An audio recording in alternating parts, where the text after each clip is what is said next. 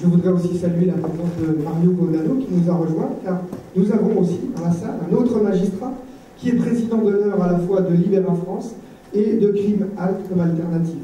Alors, Mario Vaudano a travaillé à l'OLAF, et l'OLAF, pour ceux qui ne le savent pas, c'est l'Office européen de lutte antifraude, qui a cette petite particularité, lorsque les magistrats sont nommés à l'OLAF, ils ne dépendent plus de l'exécutif de leur pays.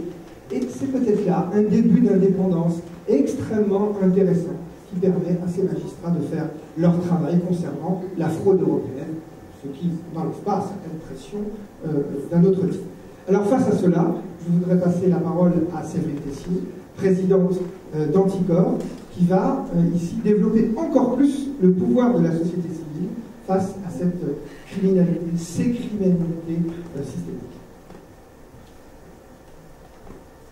Bonsoir. Alors, tout d'abord, je voudrais faire le lien entre démocratie et corruption, en vous parlant de l'évolution de la corruption depuis la création d'Anticor et donc de notre propre cheminement.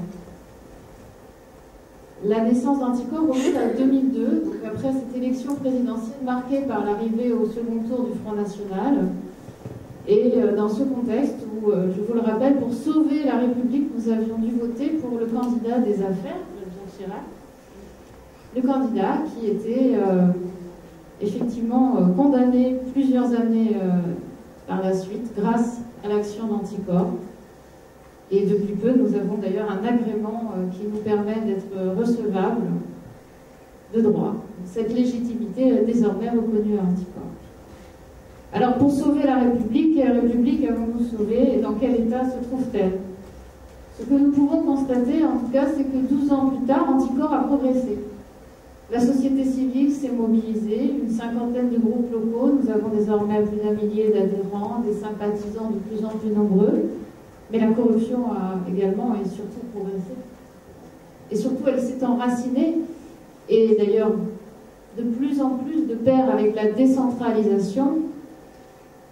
C'est comme si, finalement, après avoir constitué la République en unifiant les territoires, la décentralisation avait reconstitué des féodalités d'ancien régime. Et ce que nous avons constaté, et là je parle de savoir citoyen, puisque c'est le fruit de notre expérience de terrain, et que c'est par la méthode empirique que nous avons pu vérifier ce que disent des scientifiques et des rapports, c'est que, en fait, le phénomène mafieux s'est lui aussi développé à mesure que les institutions de la République et que le contrôle républicain disparaissait. Ce que nous constatons de plus en plus, je fais avec Eric Halt et d'autres militants d'Anticor une tournée de nos groupes locaux, de la Corse, en remontant jusqu'à l'Est. On pourrait parler de ce lanceur d'alerte qui devait être avec nous ce soir, qui est un chef d'entreprise qui a dénoncé une entente illicite dans des marchés du bâtiment et des travaux publics, et dont la maison a été brûlée, qui a fait 2 fois appel au statut de protection des témoins, qui n'est malheureusement visiblement pas mis en œuvre encore en France, alors que le décret est publié. Et donc ce développement de la violence, nous la constatons aussi en lien avec la corruption. Ce que la France tarde à reconnaître, c'est le lien entre la corruption et le crime organisé. Ce que l'Italie sait parfaitement, et ce que le combat contre la mafia illustre en Italie, c'est justement cette nécessité. Qui ose croire que dans l'affaire du Carlton, il n'y a qu'une affaire de prostitution organisée, sans lien avec la corruption? Que l'affaire dite des Bouches-du-Rhône n'a rien à voir avec une entreprise mafieuse? Que derrière les menaces que subit ce chef d'entreprise, il n'y a aucun lien entre ces dénonciations d'entente sur des marchés publics et des hommes en cagoule qui se promènent sur le toit de sa maison? Que d'autres formes de criminalité sont peut-être, sans doute, alors liées à la corruption des hommes politiques, ceux pour lesquels nous votons, ceux pour lesquels, finalement, nous avons confié, délégué notre pouvoir. Et donc ce lien entre la démocratie, c'est peut-être un lien de cause à effet. Peut-être que justement, à force de déléguer ce pouvoir sans le contrôler, et parce que nous nous contentons de mettre notre bulletin dans l'urne et puis finalement de sanctionner, ce que révèle encore le premier tour de ces élections cantonales, fait que nous avons laissé trop de pouvoir à ceux qui en abusent.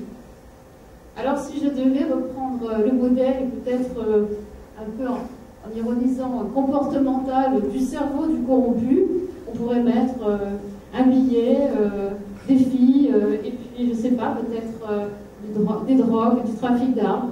Et puis peut-être que si on devait aussi modéliser, on pourrait voir un début de mandat, et puis à force de cumuler des mandats, l'évolution de la corruption des élus. Ce serait peut-être intéressant d'avoir cette démonstration scientifique du phénomène de la corruption. En tout cas, les exemples parlent, les condamnations parlent, les résultats électoraux parlent. Plus de 70% des Français considèrent leurs élus corrompus. Et à 90%, les condamnations concernent des élus qui cumulent des mandats. Alors, nous en appelons bien évidemment, et tout naturellement, le bon sens à ne pas cumuler les mandats à travers nos chartes éthiques anticorps. Que ne faut-il pas faire pour que ces élus prennent de tels engagements? Et malheureusement, et c'est lié au développement du phénomène mafieux, le cumul des fonctions publiques et privées qui explique la montée de l'affairisme en politique également. Des élus avocats d'affaires qui créent le droit et qui en perçoivent les dividendes. Des élus administrateurs de banques.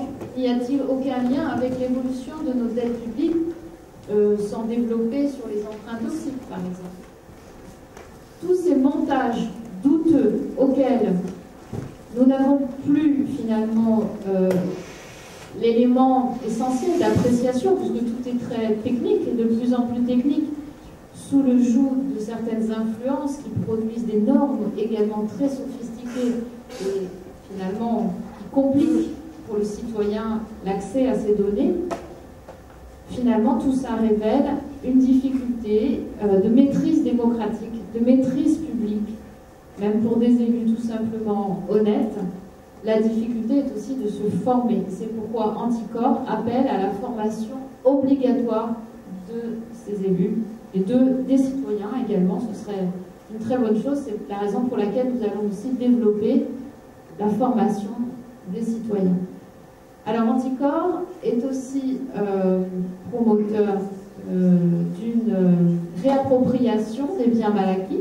Ce serait sans doute très pertinent si on allait voir un peu dans le sud de la France, toutes ces villes-là construites en Corse, si on pouvait, ou ailleurs, mais on a de beaux exemples de matérialisation, on va dire, de la corruption qui pourraient être également des beaux exemples de réussite du combat contre la corruption.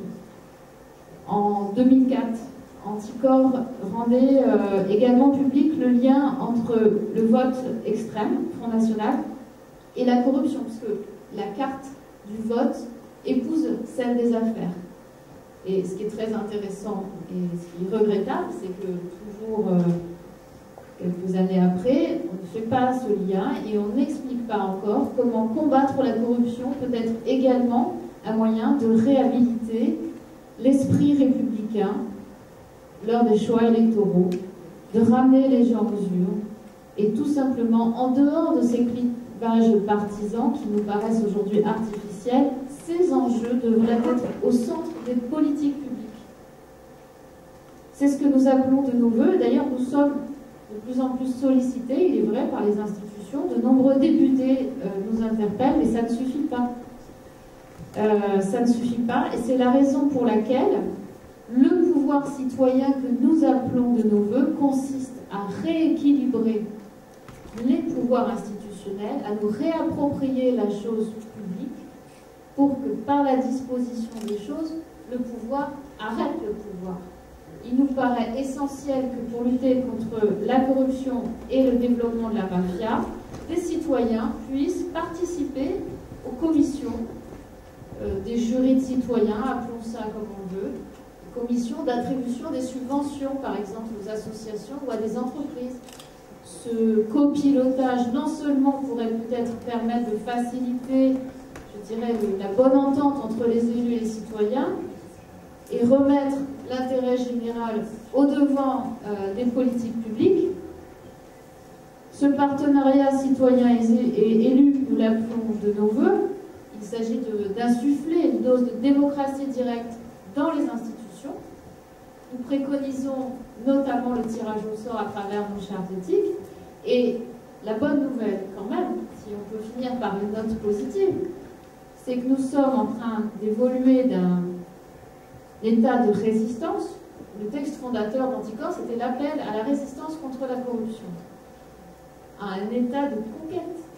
Ce qui est assez nouveau, c'est qu'à travers toutes les réunions publiques que nous organisons, toutes les signatures de chartes, même si c'est insuffisant, et malgré l'insincérité de certains élus qui utilisent ces chartes pour se faire élire et qui ensuite ne respectent pas les engagements, la plupart les tiennent. Ces exemples sont des expériences très concrètes, très positives, malgré les insuffisances pour l'instant du législateur. Certains élus prennent des décisions de ne pas cumuler les mandats, de ne pas cumuler des fonctions, mettent en place des commissions éthiques, publient leurs déclarations d'intérêt, mettent en place des comités de citoyens tirés au sort. Ces exemples feront école et de notre point de vue, c'est le début d'une conquête citoyenne concrète. C'est une utopie concrète. À nous de faire en sorte, par la mobilisation, et je me réjouis de cette mobilisation ce soir, et aussi avec d'autres ONG ailleurs, en France, partout et en Europe. Demain, je participerai au nom d'Anticor à une mobilisation avec les parlementaires européens à une opération main propre sur la santé pour stopper les conflits d'intérêts entre les industries et les professionnels de santé, mais également le lobbying auprès des politiques. À l'Assemblée nationale en France, on a mis en place un système qui permet par des registres, des badges aux lobbyistes d'accéder au Parlement. À Bruxelles, c'était déjà le cas depuis longtemps, mais ce mouvement de parlementaires et d'associations montre que ce lien est en train de se faire pour inverser la machine, inverser la donne et reconquérir une part de souveraineté face au phénomène du lobbying qui influence les décisions publiques. Il se passe aussi quelque chose d'assez fondamental avec l'institution judiciaire. Il est vrai dépendante du pouvoir politique, puisque la carrière des magistrats dépend du pouvoir politique. Néanmoins, certains nouveaux procureurs sont très demandeurs aujourd'hui de liens avec la société civile pour développer des formes de coopération citoyenne, comme en Italie. Et nous recevons un accueil très favorable dans certains papiers de juges qui nous disent « Vous nous facilitez en quelque sorte le travail par la technicité des dossiers que vous apportez, parce que je n'ai pas les moyens, je n'ai pas de police, d'unité de police affectée, parce que je n'ai pas les moyens, les parquets non plus, de toute façon la justice en France est sous-dotée, mais aussi parce que justement ce rééquilibrage du pouvoir et l'appui de la société civile aide les magistrats à s'émanciper de cette tutelle du pouvoir politique. Donc nous sommes en train de créer cette tension démocratique. Je ne parlerai pas de contre-pouvoir. J'en appelle, Anticor en appelle à un véritable et un authentique pouvoir citoyen. C'est une évolution démocratique nécessaire pour combattre la corruption. Et nous sommes intimement convaincus que ceci est en train d'arriver. Malgré tout ce que nous dénonçons, malgré tout ce que nous constatons, le véritable levier contre la corruption et face au crime organisé repose sur la société civile et son investissement dans la vie publique, son institutionnalisation.